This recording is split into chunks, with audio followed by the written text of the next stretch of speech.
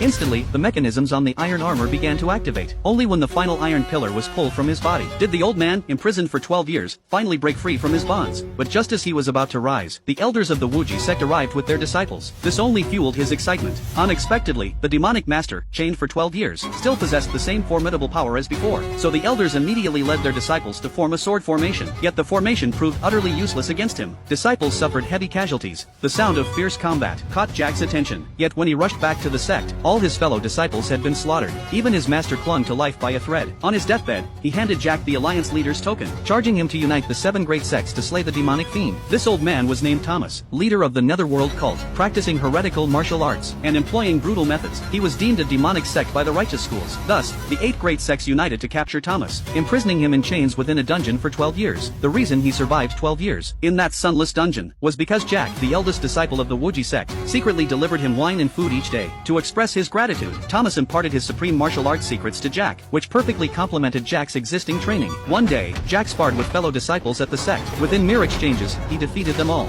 Just as Jack basked in his triumph, he suddenly realized the key in his pocket was missing. This key was the very one that unlocked the mechanism on Thomas's body. And now, this key was in the hands of an enemy. It turned out that just days prior, enemy tribesmen had launched a sudden, large-scale invasion. Jack had led the charge to resist the foreign foe. But strangely, a woman had fought him for only 1 round before fleeing. Then, the enemy army had abruptly withdrawn. It turned out the enemy tribe's goal was not to attack the city, but to steal the key from Jack. Soon after, the enemy prince arrived at the main camp. They sought to ally with the Netherworld cult to annihilate the 8 great sects. At this moment, Jack, seeking vengeance for the Wuji sect and his master, used the Alliance leader's token to summon the leaders of the 7 great sects. However, after gathering all 7 sect leaders, when Jack rushed to the scene, he discovered they had all been slaughtered. Then a cloaked figure leapt down. Jack recognized him as the newly freed Thomas. Moreover, when the person behind Thomas removed their mask, Jack discovered that the mastermind behind it all was